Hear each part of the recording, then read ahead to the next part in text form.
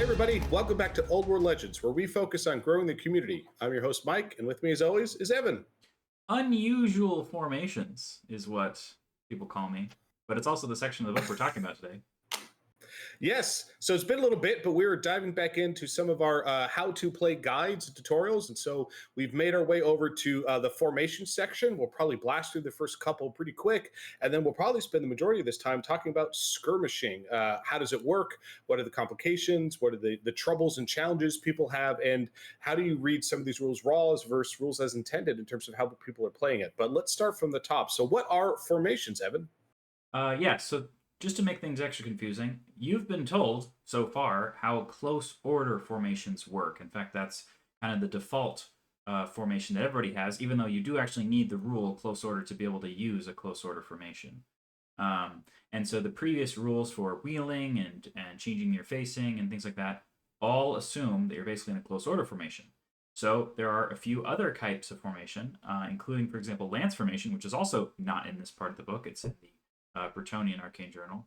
But just bear with us here. So these are the unusual ones, which include open order and skirmish. And so we started off with open order. So before we dive into those, right, and to Evan's point, it is just the game is up to this point in the book, they have never actually told you what is happening. So now it's saying, by the way, as Evan said, you're always by default, you're in closed order formation. So that means it doesn't matter if you have a brick of infantry and you're 5 front and 5 deep, right, or whatever, if you're 5 by 5, or if you're 10 frontage and 2 deep, or if you are a monster with just by yourself, a lone monster model, right, or whether you are a chariot. By default, the default formation is closed order formation.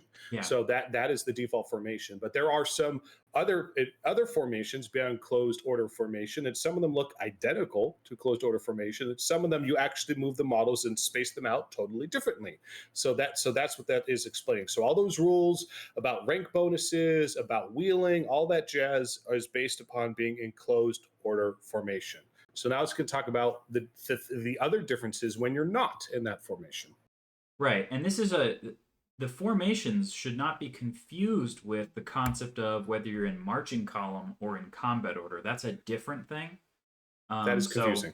Yes, and so most units do not have close and open order, and if they did, that would be very, very confusing. But I don't think any unit in the game has both close order and open order. So essentially, if they're ranked up, they are only one of those two things. There are some. I believe some of the Chaos Warrior units have them. Well, you can swap. You can swap it. So then, like Marauders can take open order instead of close order or something like that, right? Yeah, but there are some that you could. But I think the important thing too is that also a unit is in a formation. You can only ever be in one formation at a time. So that's important to state that some units, not all, but some units do have multiple formations that they can go between.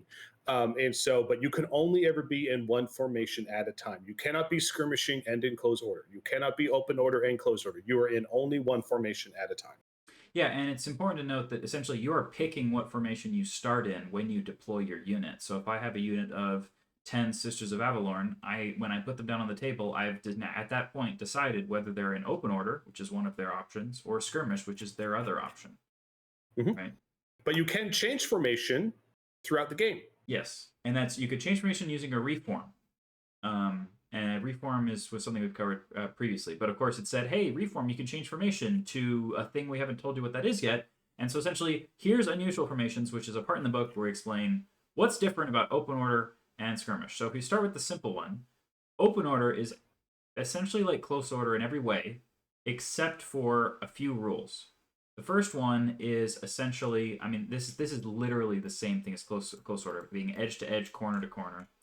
But here are the special rules. Highly maneuverable is because they're in open order, they're allowed to perform a quick turn, which means if they, just do a regular move. So if you do a move forwards, or if you do a move backwards, or if you do a move sideways, any kind of move that is not a charge, march, or a flee, at the end of that move, you can do a 90-degree pivot around your center. So, for example, Blade Guard, who are open order, and that's their only formation they have, they can, for example, be like, oh no, there's units right next to me, or there's someone who's trying to run past me. I'll move backwards 2 inches and then do a 90-degree pivot to face them. So open order can be very useful on shooting missile units. because they can use it to do basically almost like a march or like a double move in order to get their arc of sight or arc of fire into the person they want to shoot at that turn. Yeah. Yeah, the second rule that Open Order gives you is dispersed ranks. Now, a ton of people forget this entirely, and it's unbelievably important. But when you're in close order and you have 25% or more of your models in difficult or dangerous terrain, you get no rank bonus. And the reason why this is super, super, super important is because a huge number of close order units in the game that have ranks also have warband. And so when they are in, when a bunch of night goblins are in a forest, they have leadership 5 or 4 or whatever their base number is. It's really bad. Yeah, so they don't get their warband rank bonus leadership number, and you can in potentially cause this to happen if you have, for example, a Tempest spell. But what highly maneuverable and dispersed ranks rule is saying is that actually, if you're in open order, you can again ignore that. So unlike a normal close order unit, you can still have rank bonuses when you're in difficult or dangerous terrain. And you're like, why the heck does that matter? Well, like I just said, if you have warband, it keeps your leadership up. For example, Beastmen, the Gore Herd is an open order unit. So when the Gore Herd is in a forest, the Gore Herd still has ranks and still has their warband leadership rules. And it's important to remember when people do and don't have those. I have bamboozled people before where they march a bunch of night goblins forward and then my dragon charges them and they have to take a terror check and they're like, oh yeah, I'm in terrain. My leadership is 6. Great. Well, that's assuming they even bought the champion. If not, it's a 5.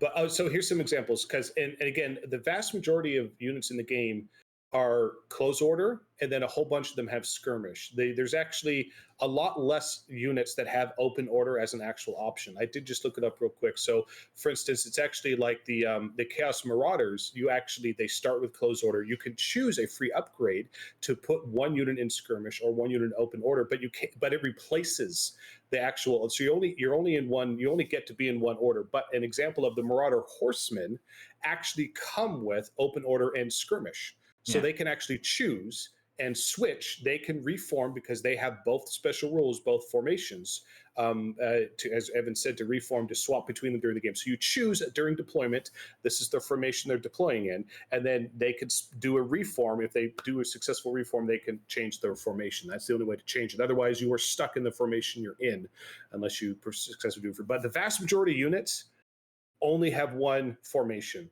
only access to one. Right, and then it mentions here that basically the rank bonuses work exactly the same way. So does the rules for combat order or marching column. So combat order is basically saying that you have to be wider than you are deep in order to be in close, essentially in a fighting combat order. And if you're not in a combat order, you don't have rank bonuses. So if you are a unit of heavy cavalry or something that somehow has the open order rule, and it's the exact same for close order, and you have enough models wide, like 4 models wide, like 4 heavy cavalrymen, but you are 5 models deep because you have a 20-man unit of, I don't know, boar boys, right? And then you're in marching column, actually, and you don't have rank bonuses, which is actually pretty bad for you. This doesn't happen a lot, but it's important to note that basically they are actually specifying that marching column and combat order and close order are all separate states of an individual formation that is dependent on what shape you are. And then that comes up a lot during the game, especially because there are moves you can do, like the turn maneuver, where every single model turns 90 degrees to the right. And that means that your formation, instead of being, let's say, like 5 wide by 3 deep, becomes 5 deep by 3 wide, which is now is no longer a combat order. It's just mentioning rank bonus. So basically, open order gets exactly the same number of rank bonuses, but another big one is that open order units do not get the +1 combat res for being in close order formation. Now, close order formation used to be unbelievably useful for that combat res because it's stacked, and it was just every single unit could add +1. However, nowadays, a lot of close order units can never be unit strength 5 or unit strength 10 is the new limit anyway. Because, for example, they're a heavy chariot, and so they're only unit strength 5, or they're a character on foot, and they're in close order, and so now they would never be unit strength 10, so they do not have +1, combat res, and so it generally only falls on the infantry that generally get that kind of bonus. Yeah, and that's good. That was a specific to a more, more recent FAQ updates of the 1.5. Effectively, there are many updates and balance tweaks and adjustments, which makes the game much healthier from the 1.51 FAQ drop. One of the big things is they were looking for multiple ways. There wasn't one way in which they were buffing infantry because they wanted infantry to have a much more meaningful presence in the game. There were multiple vectors that they buffed infantry. One of the ways is they really wanted to make sure infantry definitely have that edge in terms of combat resolution at the end of a combat, right? So there were multiple ways in which they increased that, and by effectively in some ways they buffed infantry by giving them more bonuses they could potentially claim for combat resolution. Another way is that they debuffed, they nerfed effectively all the other close order units in the game that were claiming that +1 combat resolution bonus, such as whether it was a character on a dragon with 8 wounds, or whether it was a heavy chariot, or whether it was a tomb scorpion with 4 wounds. Basically, they put in a new requirement to claim that +1 being in close order combat resolution bonus. You have to have a unit strength of 10, and so the vast majority of all those examples you just provided, which was many of them in the game, that were previously benefiting from +1 for being in closed order, because like I said, they only have one formation. They're closed order, and that's the only formation those monsters basically get. And now, or those chariots get. And now they're saying, nope, you no longer get that +1 combat resolution. So again, that wasn't necessarily to target them specifically, but it was finding other avenues to ensure that infantry have a meaningful advantage in combat resolution. Yes, and just to point out, the quick turn can be a really significant amount of movement. So, for example, I really like open order on any kind of ambush unit, because when they show up at the edge of the table and they don't get to march when you come in from ambush, and you don't get to charge either. Yep. So if you just move your regular movement, like if you're, like a bunch of Shadow Warriors or something that just showed up in ambush, well, being able to do an open order like fast cavalry quick turn type maneuver lets you actually change your angle quite a lot. And even if you're just a Razor Gore with open order and you do that pivoting a 50 millimeter wide base 90 degrees is a 3-inch move. So when the Razor Gore has a 7-inch, 7 or 8 on its movement score, well, a 3 extra inches to do a pivot is like 30% more movement, right? And remember that, and I think the vast majority of people forget that. I think people remember close order well, they remember skirmish well.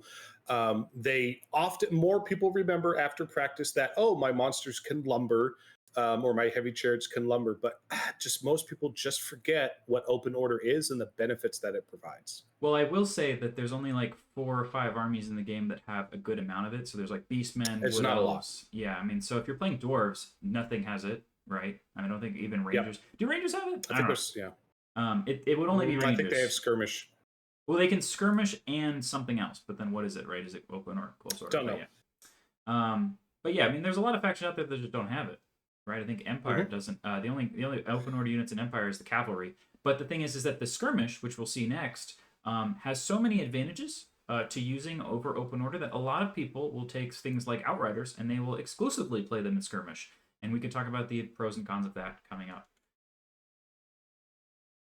Just to point out, there's a couple other things that they FAQ'd about open order. So first of all, there's the rule of fast cavalry rule, where if you have that rule, then you can do a quick turn even if you march. So you can go with, let's say, Illyrian Reavers and march 18 inches and then still do a 90-degree turn, which really helps you go zoom to the side of the table and then pivot 90 degrees to face the enemy's flank. And then they have to do something or you're going to charge them in the side, basically. It's super powerful. Right. And another thing about open order that a lot of people forget is that open order units can still disrupt ranks, but skirmishers cannot. It doesn't matter whether you have, 12 Illyrian Reavers in skirmish. It doesn't matter how many there are. They cannot disrupt enemy rank bonuses. But if they're in open order, they can. Yeah. And one thing to also point out, I think this is what confuses people. The way the unit is arrayed on their movement tray is identical if you're in closed order or if you're in open order. Yeah. Right? Because with skirmish, it's real clear. I space out my models and they're an inch apart and it's super clear they're in a skirmish formation. But if I have a unit, for instance, of my Marauder Horsemen, if they were in closed order, well, they'd be a 5-man frontage and that's it. There's 5 models just in the front. If they're in open order, it looks exactly the same. You're still packed in there. And so visually, you look identical to being in closed order. And I think this is what also does not help people with remembering that a unit has open order, because visually with placing them on the table, they look exactly the same. Yeah. And they did FAQ the quick turn to not work unless if it is the remaining moves phase. So you can't do a quick turn after having a reserve move, for example. I used to really enjoy having Walk Between Worlds on an elf unit and being able to, like, for example, with White Lions, being able to move, pivot, reserve move, pivot again. That's really cool. And they said, yeah, you can't do that. Yeah, tricksy elves, how dare you? You can do that with lumber. So that's true. yeah, and But they until didn't then, FAQ that. yeah, until then, Open Order and lumber was like the same thing, and now it's different. Which is Not weird. a lot of things with lumber have a reserve move, but there are some. Yeah. Okay. So skirmish formation. A unit of skirmishers. Oh boy.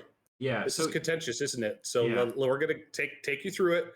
Please be patient with us. And this has been, from the beginning of this edition, Skirmish has been, what do you think, Evan? Has this been the most contentious or the most openly debated or interpreted in many different ways by different communities?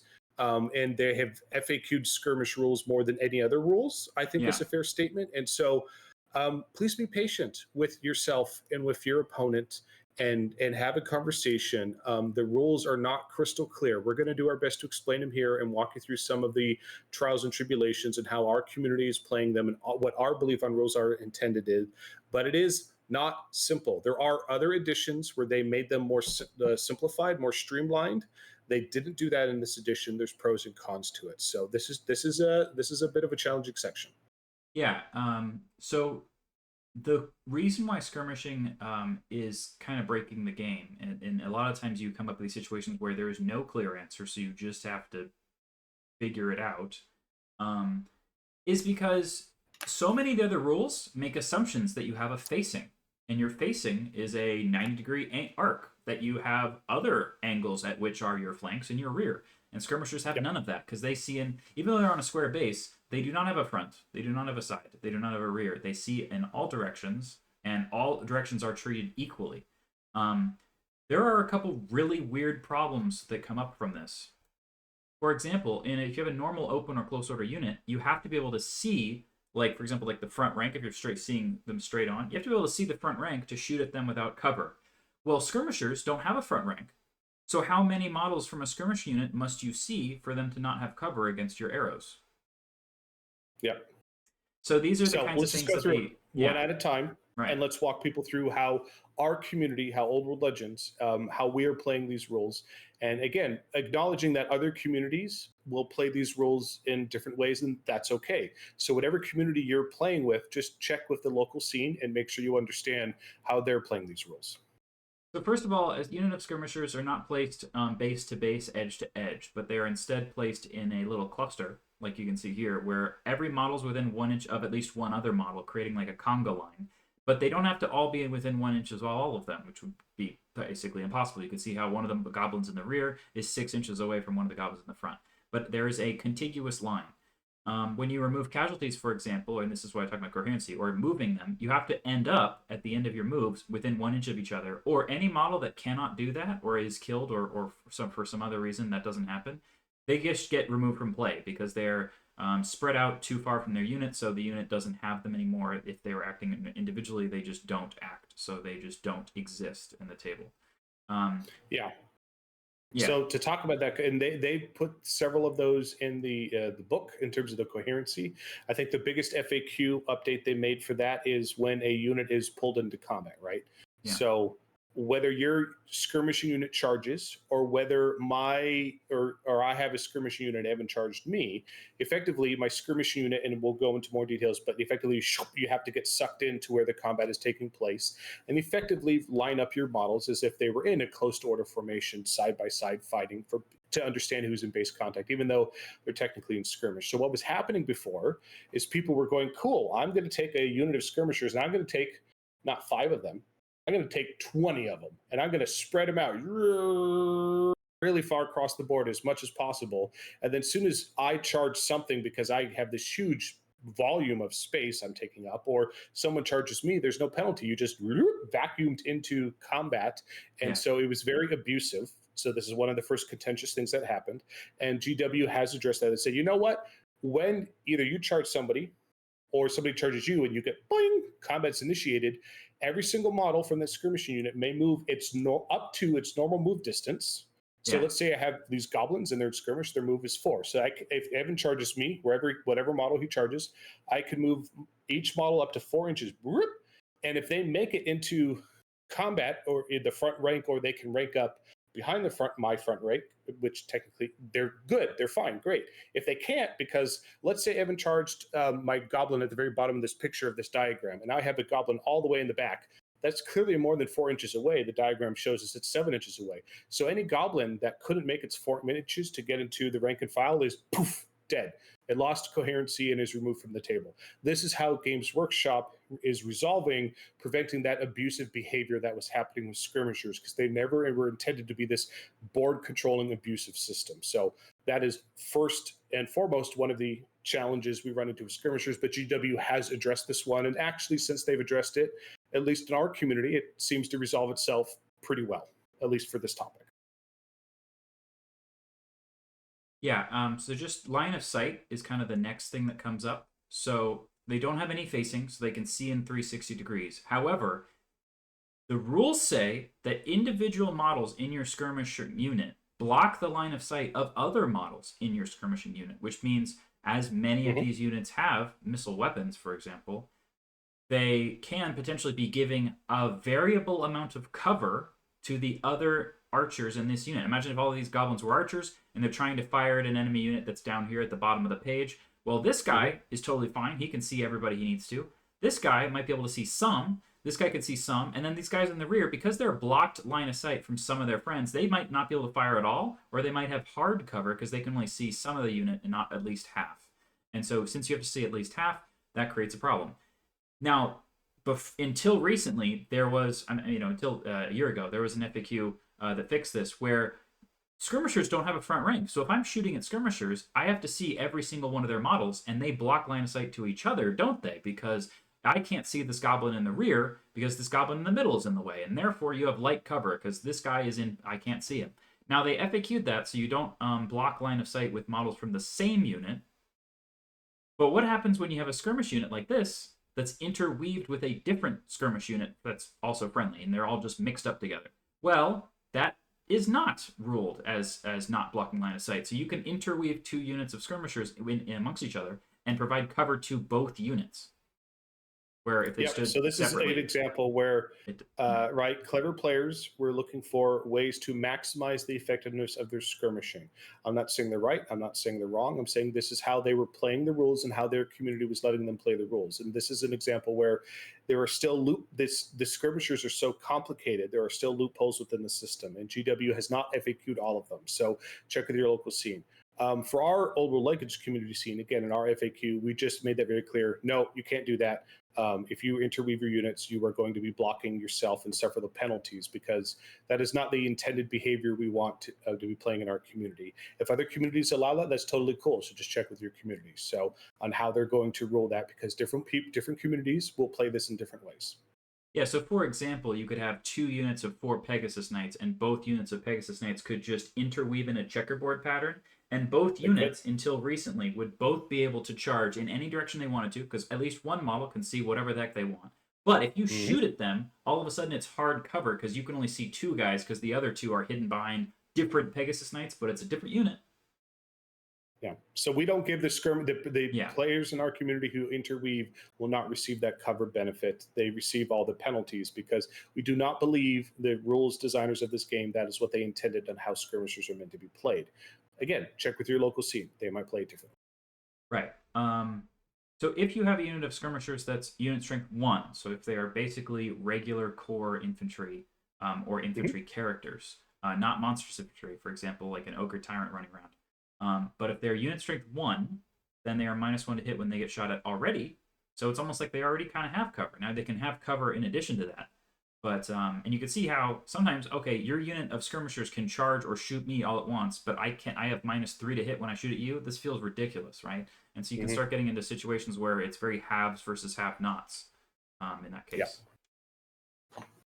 Okay, so every model moves individually.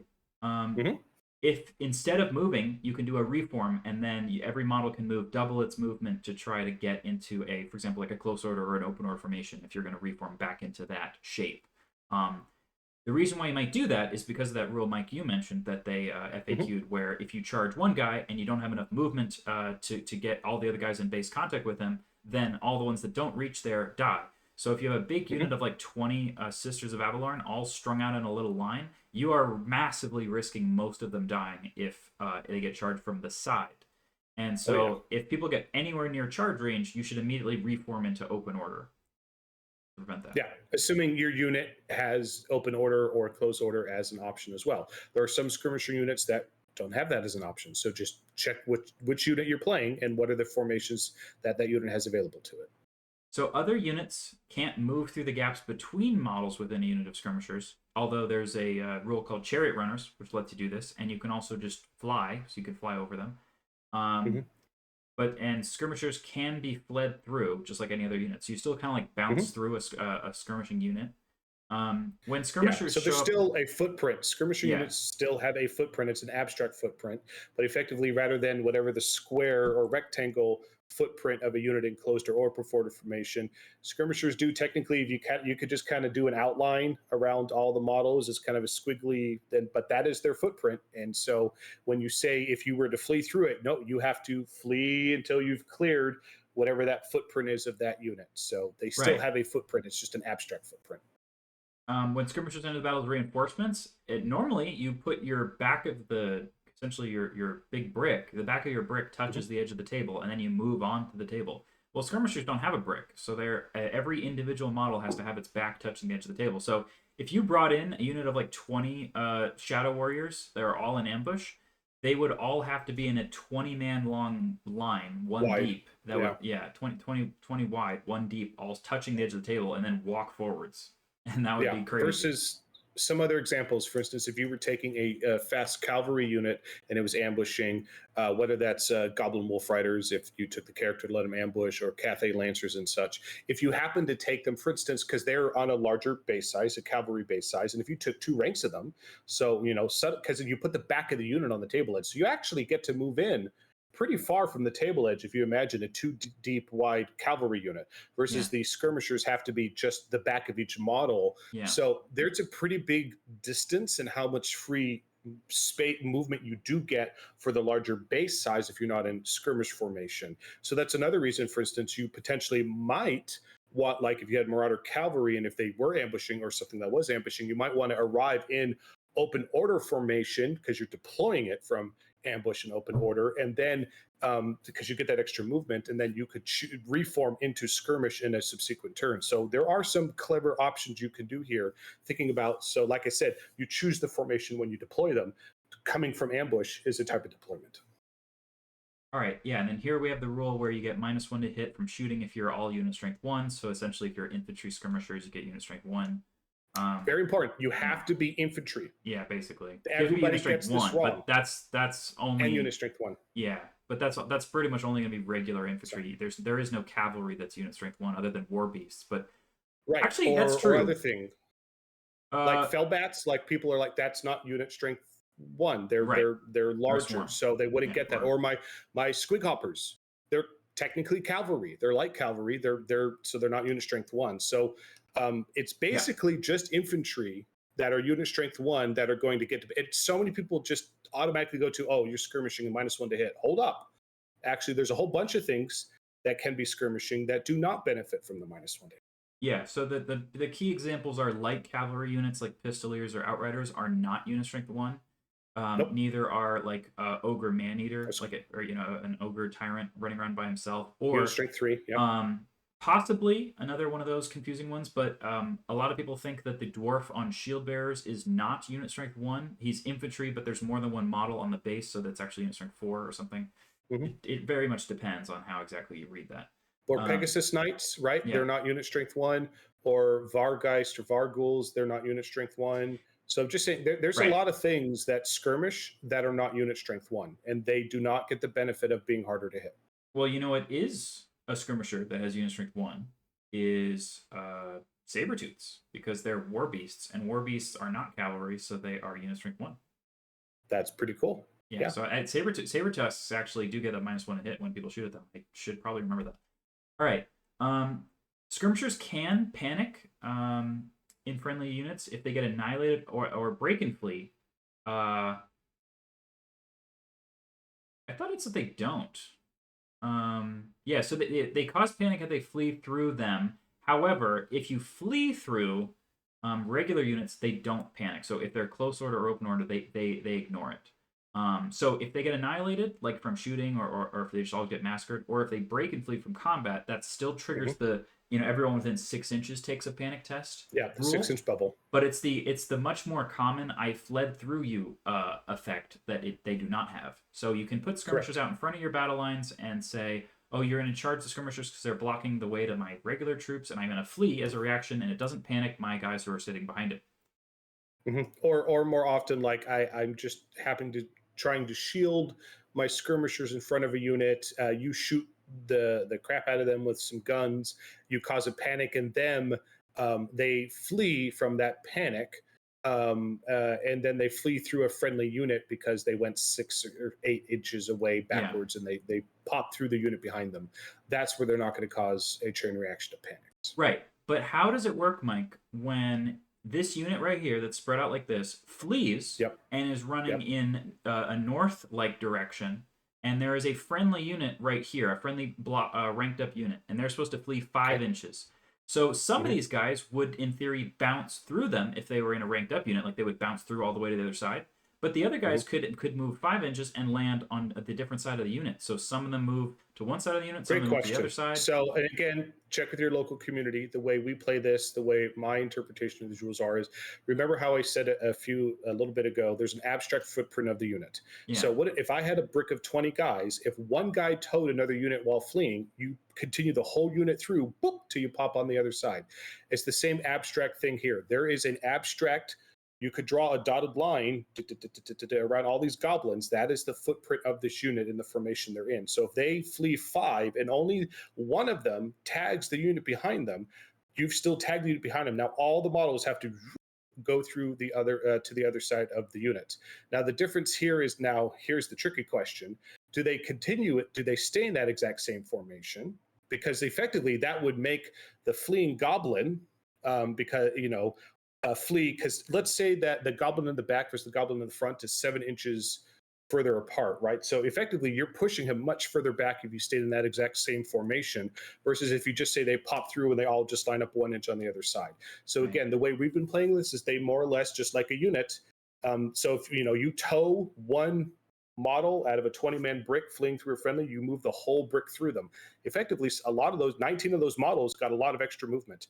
I would still treat the skirmishing unit the exact same way. So you would just keep them in that same abstract formation. They pop through to the other side. That is how we play it. Yeah, and there's pros and cons each way.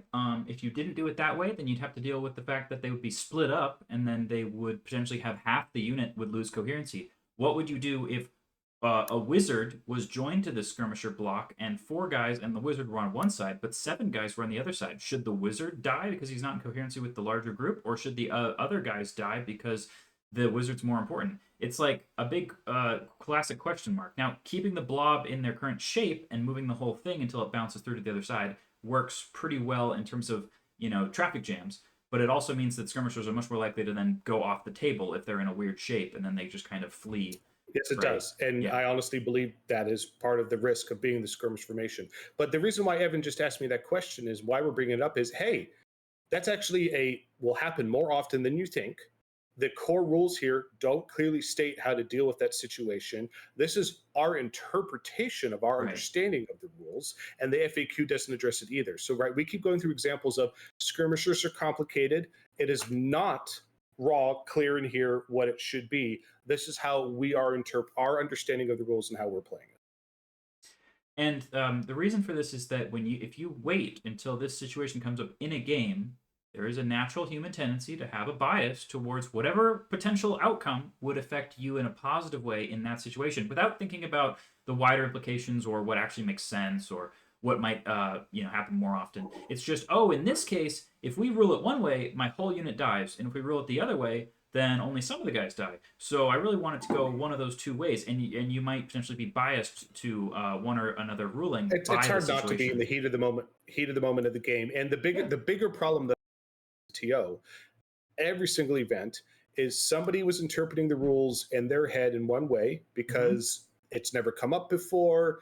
They weren't thinking about it. Let's face it, most players don't read all the rules and all the FAQs and watch all the videos. It's a lot of content. And so they get into oops, I made a mistake and my whole unit's wiped out now situation. And that leads to a feel bad moment. And that's really challenging to deal with as a TO. So I do the best I can to warn people in advance, to give them a heads up. But we simply can't cover every single situation in advance. And sometimes, oops, you did make a mistake and you are going to lose that unit. And hopefully you remember this for next time. So if you are fielding a lot of skirmishers or you run into these situations, ask your local TO, ask your community, how are they playing it? Be prepared before you go to an event. Yeah, and when in doubt, don't play it in the way that's good for you. Play it in the way that's good for your opponent, because that, trust and that level of, honor system can be paid back and create a good atmosphere. For play the way you want the community to be playing with you, which means you want to be playing with a bunch of friends. So make sure you're being a friend to them. Yeah, and that's just something that's normally going to come up. Okay, so when skirmishers get into combat, they have to then rank up and form a fighting rank. However, here's another one for you, Mike. They gave Press of Battle, the rule that allows infantry to fight in 2 ranks when they are not charging. They gave that to all infantry, but they very, very clearly in the rule said you have to be in a combat order formation to use it. Correct. Do people know what that is? No. I run into this pretty much every single event since the FAQ came out. And to be fair, in the FAQ, they do not state any. You have to go from one rule to the next rule to the next rule to the next rule to get to this conclusion. It's a chain. Because everyone keeps saying, well, no, it says I'm in a fighting rank. I have fighting ranks. But in the FAQ, the 1.51, it says you need to be in a combat order. Yes. Right. And skirmish and combat order is a type of order from close order or open order. Yes. It is not something that skirmishers get. And oh boy, I don't blame anybody, even myself. It took me reading this like a dozen times to come to this conclusion. It is super not clear. Part of it is, why did they have to call it combat order when there's closed order and open order? That's so confusing. I really wish they had called it something else and didn't use those same words. So it's confusing. So this means you're ready to fight.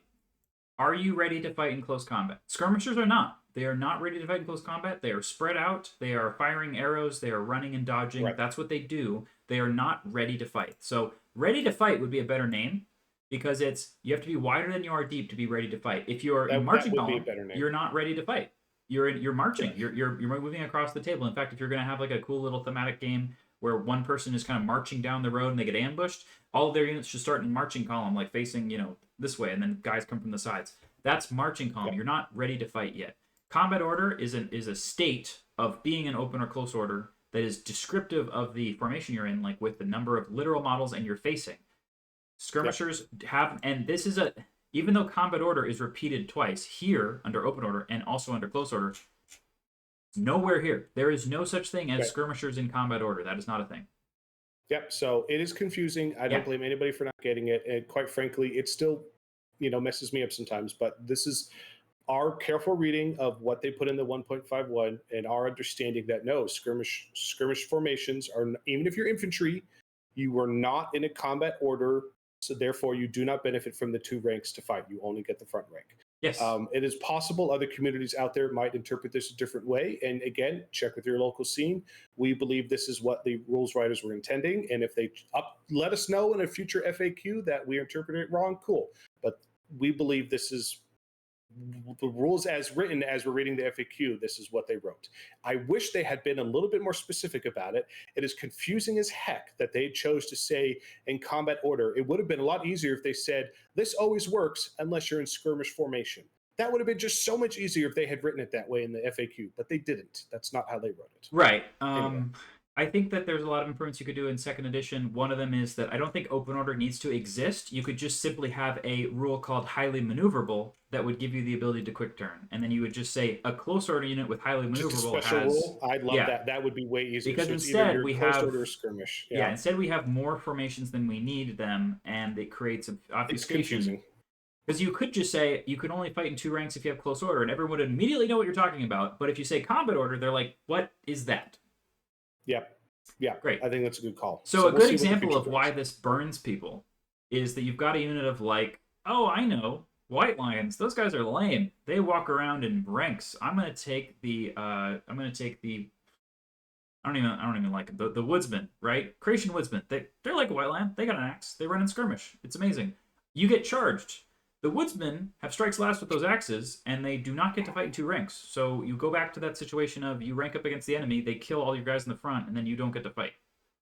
Right? Whereas white Bummer. lions would get to swing in their second rank. Mm-hmm. Okay. It's a big deal. Yes. Skirmishers also don't have rank bonuses or flanks or rears. So if you charge skirmishers with multiple units all charging in, you never get a flank or rear bonus either. They don't have a flank or rear, and everyone says, "Well, but they're in I know. closed order. We just ranked them up." No, you just happen to put them really tightly next to each other. They're still technically skirmishing. I know this is confusing. That's why we're having this video to explain these things. They are still in skirmish formation, even if they're just hugging each other and they're technically ranked up when they're in combat. They do not have a rear. They do not have a flank. Yep. Okay. So they also can't get disrupted, so because they don't have ranks. They don't. Yeah. Yes. Characters can only join skirmishers if they are the same subcategory. Now, this is another thing that burns people a lot. Mike, what is the subcategory of a Chaos Sorcerer Lord on a horse, on his barded steed? On a barded steed, isn't he heavy cavalry? Yes. What is the subcategory of Marauder Horseman? They like cavalry? Yes. So Marauder Horseman in skirmish formation cannot be joined by a Chaos Sorcerer Lord in skirmish. So if they want to join that unit, he has to be in open order with them all ranked up. Yep. So he still can join them if they're in. They happen to be a few units that can be in two different formations. But it means if they're in open order formation, cool, he could join them then. But if they want to reform into skirmish, if he's in the unit, sorry, can't do it. Yeah, similar things can happen with heavy infantry and regular infantry. For example, a beast lord from Beastmen is heavy infantry. He cannot join a skirmishing unit of Gore Herd because they are regular infantry. So he cannot join them until they rank up in open order formation. And same thing, which probably much more commonly would come up, is people wanting to try to put like a Doom Bull joined up with the skirmishing gore. You definitely can't do that. So that's another example of a sub-formation that not lining up, right? Yep. Okay. And I think it's just really confusing because the subcategories, there are so few rules that the subcategories ever come into play with. But this is one of them. Right. Okay, so when skirmishers charge ranked up units, you move the closest model first, and then you start forming up models next to them. However, this only happens where you overlap on both sides if you have enough movement from your charge roll to make it. If you don't roll very high, you can end up in a situation where you have two skirmishers fighting, and there's a big spaghetti line of guys behind them because they actually only just barely make it. And so actually you only have two guys that can fight, and the rest of them Let's say that again, because that actually happens a lot more often than you think. So it's not typically, hey, one guy gets in, cool, I'm going to put all the rest of my skirmishers moving to the front. Hold up, hold your horses. That's not how it works.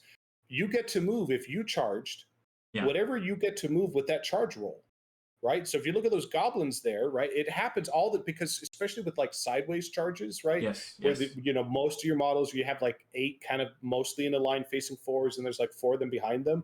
Well, if you charged forward, those 8 are pretty much on line with each other. But if that formation was charging because they charge 360 and there's a sky lantern or something to its side or whatever, you want to charge that, well, now you're really spread out. So there's some of those models are close, but the ones that were 8 inches further back are way further away. And you'll find it all the time. You get this weird, as Evan said, spaghetti charge. And so they get to only move on a model by model basis up to the maximum they're allowed to charge. And if they can't make it into combat or rank up behind them, poof, they're removed from play. They're dead.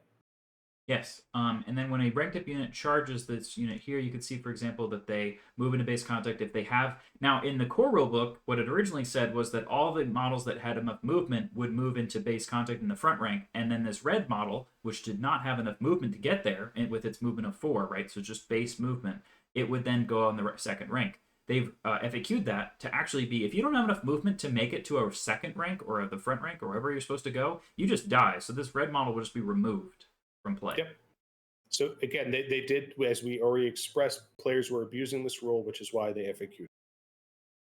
Okay. Another thing can happen, Mike, where if there are other friendly units or other enemy units, for example, and you get charged as a skirmishing unit and you're all kind of mixed in there, you can be forced to rank up in such a way where the guys going in the second, third, fourth rank don't have any space to go anywhere, because where they're supposed to go is dangerous terrain, off the table, edge of an enemy unit. And so what I usually say is, okay, if there's no space for you to go there, then those models are also dead.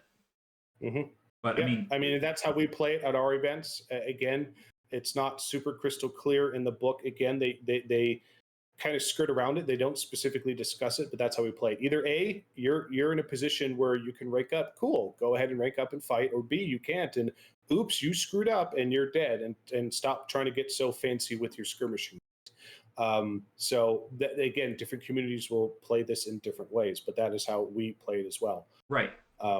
Yeah. And these contentious issues are things that, for newer people who will try to take lists that they find on the internet that have a lot of skirmishing units all over the place and try to play with them, very frustrating, because you can very easily make what seems to be a very minor mistake, but you're trying to take all the positives of using a skirmishing unit without all of the potential negatives. And that's very, that's not a good sportsman thing to do. You shouldn't just say, oh, I get -1 to hit, I can charge whatever direction I want. But oh, no, if you charge me, I don't die. That's ridiculous. We can't be doing it that way.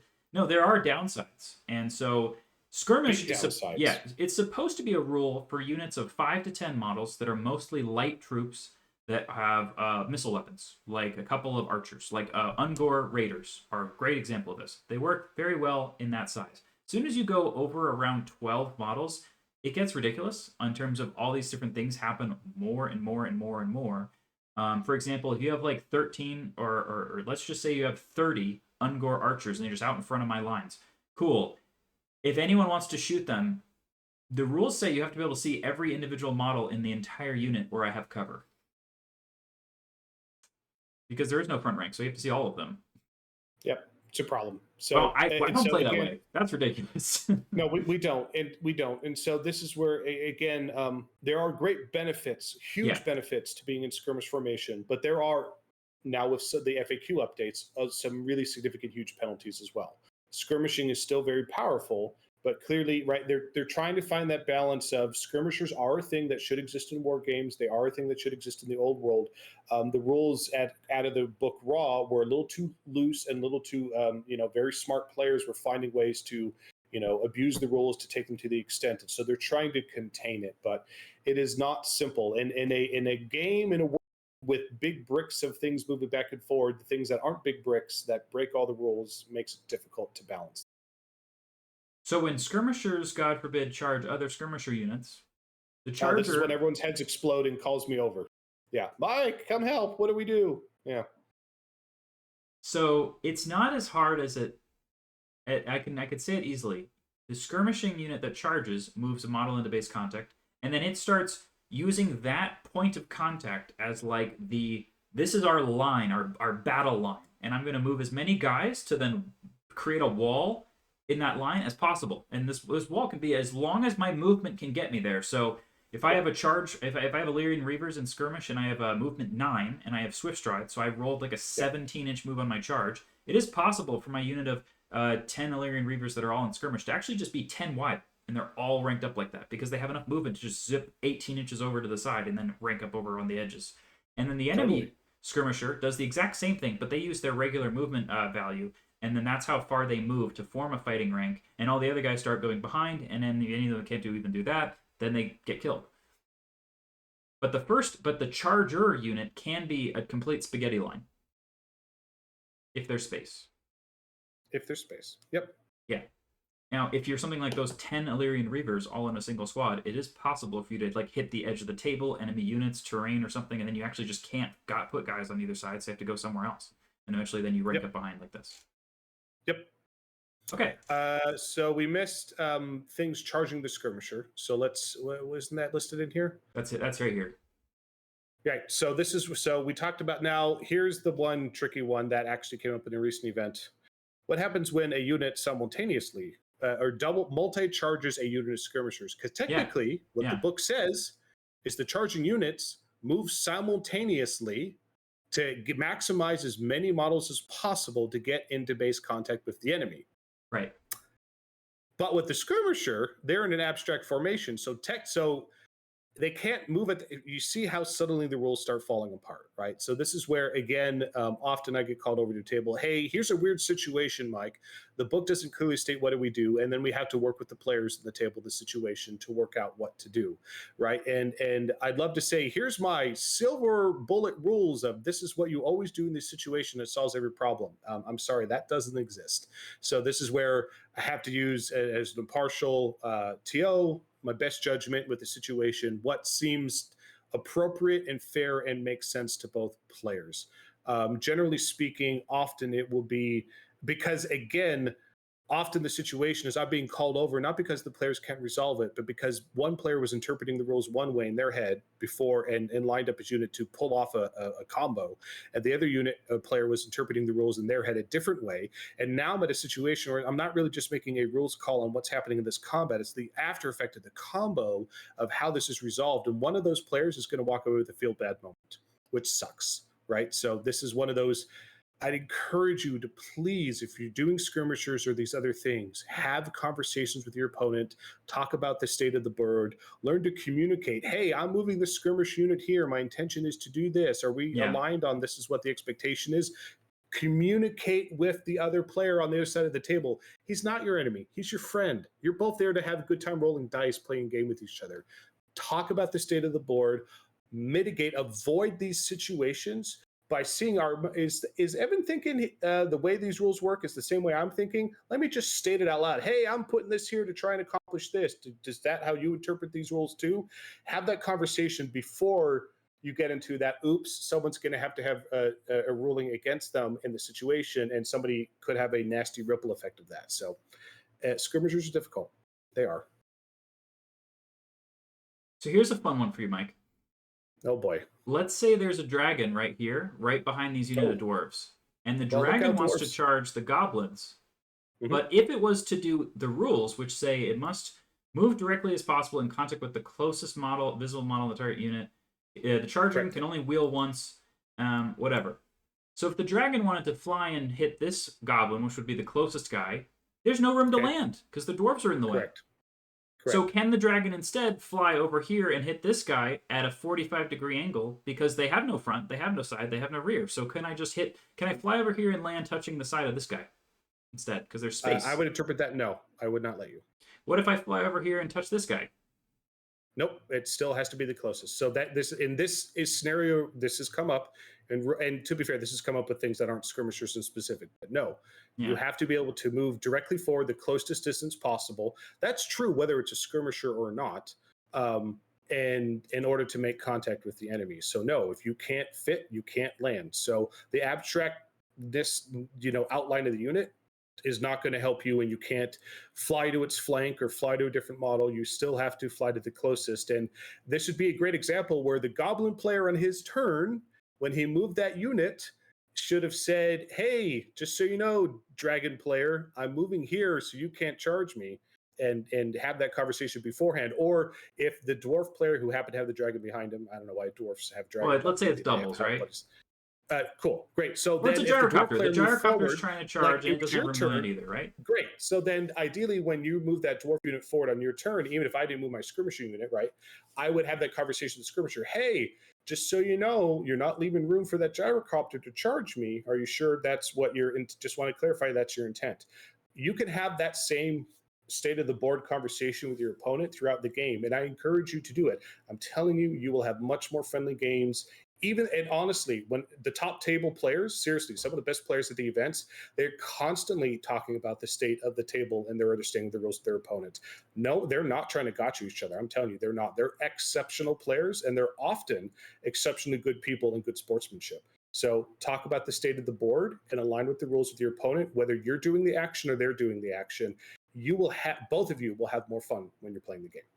Okay, so just so you know, Mike, the way that I always, and I don't remember exactly why, but the way that I always play it when multiple units charge the same skirmisher is that the charging player can pick one of his units to move first. When he does that unit goes in first. Say that. They rank up. And then as soon as they've formed up to that unit, everyone else gets to charge in. So if there was a gyrocopter behind the Dwarf Warriors and both of them wanted to declare a charge, cool. Then they could both make it because the dwarves could go in first, the goblins could rank up like this, and then the gyrocopter could land on the side touching that guy. Whereas if the dwarf warriors don't charge, the gyrocopter would have to go forward and not have any room to land, and therefore not. So this is the easier situation. So now this one of the situations I was dealing with is those goblins are not facing cleanly the front of those dwarves, right? Right. So they're actually at about a 45-degree angle from the dwarves. And then the other thing that's simultaneously charging them is much further to the north of that dwarf unit. So technically, if the dwarves charge in first, the goblins would align to those dwarves. And now the other unit that was simultaneously charging them, which was kind of in the front, if you will, of the goblins, now they're technically, after the goblins rank up, they're now actually charging them in the flank, even though they don't have a flank. And now they're facing a completely different direction. Oh boy, does this get really complicated really fast in terms of, if it's clean and simple, that's an easy one. Once you start getting towards, well, wait a second, I don't have, you weren't in my flank at the beginning of the turn. It's like, well, technically you don't have a flank, right? There are no rules to describe what to do with those situations. So I get called over for these things all the time, and I do my best to find what seems fair and appropriate to both players. And also, just to keep in mind as well, Mike, that we said you wanted to keep your footprint of a skirmisher unit whenever you do a flee, for example, something like that. Well, you do realize that there could be fudging, and because it's not like you have an exact measurement of angles and distances. There's always fudging. How could you not fudge? You're not. You don't have a custom movement tray for your skirmisher in this. It's never going to be perfect with skirmishers. Yeah. So if these guys fled from this dwarf charge, trying to replicate their exact formation somewhere over here would be challenging. Do the best you can. Yeah. I mean, let's clear. There's never been a perfect game of Warhammer ever played in any format of any of the game systems. Yeah. And again, there is do the best you can. It's never going to be perfect. And even the top tier players, right? Moving units. Well, do you know how many people actually know how to wheel a unit properly? It's a pretty small percentage, sir. Even the top table players still wheel wrong. They just do the best they can. And you know what? I don't blame them. It's difficult. Keep in mind, we're here to have fun. We're here to play a game. Do the best you can. Have a good time with your opponent. Well, neither of you are playing the game perfectly. I can tell you that. Yeah, right. And then let's not even bring up the fact that under wheel it says you're allowed to clip into friendly models during a wheel, kind of, but it doesn't tell you how much you could clip. Exactly right. And this book whether is it's the front of your base or only the front rank. The front rank can't do it, but the other ranks can. It's like it doesn't really. It's super abstract. And again, this book has tons of those things. And there are two options. Either A, you streamline and simplify this game until you end up with something like 40K or AOS, and it's no longer old world, or you and your opponent, remember, you're playing a game and having a good time, and you find a solution that feels fair and right, it makes sense to both of you, or come over, ask the TO to come help you, and they'll have to make a judgment call. This book even acknowledges there are imperfections, and you need to use your best judgment, and here are some guidelines on how to sort them out. But the book even says multiple places, the designer's like, yeah, this is not a perfect rule set, figure it out. Yep. You're playing a game. Remember that. You're here to have fun. The easiest thing to do is say, okay, this is unclear. 1, 2, or 3, it's going to do this way. 4, 5, 6 is that way. We'll roll the die. We'll just see what happens. A lot of stuff in Warhammer is really random, so it's very on theme. Yep. Cool. So we did it. So we got through Skirmishers. Hopefully that explained a lot of the both the core aspects of how they work, but also hopefully we gave you insight into some of the challenges with the skirmishing rules, how the FAQ, how GW has addressed it, and how at least our Old World Legends community, how we play the rules and interpret them. And even then, it's not always crystal clear in every situation. I don't think so. I think it just creates I try to avoid using the skirmisher units or skirmisher rule as much as possible, because I really prefer to have a consistent result where I'm going to put my unit in the path of an enemy unit. I want to know, yes, they can make it in. No, they won't be able to make it in. I'm blocking their line of sight. I want to know that stuff. And with skirmishers, you're basically just unclear, and it can change at the drop of a hat. Like, just things will flee, things will rally, all that kind of stuff. Oh, all of a sudden you can see me. Weird, right? Yeah, that being said, skirmishers do add a ton of interest and value and depth to the game. I'm glad that they're in the game. I certainly want to remove them, but there are definitely for room for improvement, and that we might have to wait till edition 2 at this point. I am curious to see what the rules designers decide to do when we get to edition 2. I'm really not expecting any other big changes between now and that edition. Oh, and one other FAQ thing that is worth at least mentioning is they did add the rule where if you're in skirmishing 50% or more of your unit, it has to be able to see the unit in order to charge it, because people were doing things where they'd have one guy poking out behind like impassable terrain or hill or something, and then they have the whole unit come around and charge you, and so can't do that anymore. In particular, if you happen to be a flying skirmishing cavalry unit with swift strike. Yeah, really good unit. Yeah. So anyway, so there we are. We made it to the end of this lesson. Sorry, it took us. We didn't even tell people how to use skirmishers to win. Like, we just told them about what the rules are and how those get weird. Like, the tactics of how to use them correctly and not play the rules incorrectly, it's a whole other video, pretty much. Yep, and we'll cover that another time. All right, any last closing thoughts, sir? Just that stay legendary and please rank up your models into squares. All right, we'll see you next time. All right.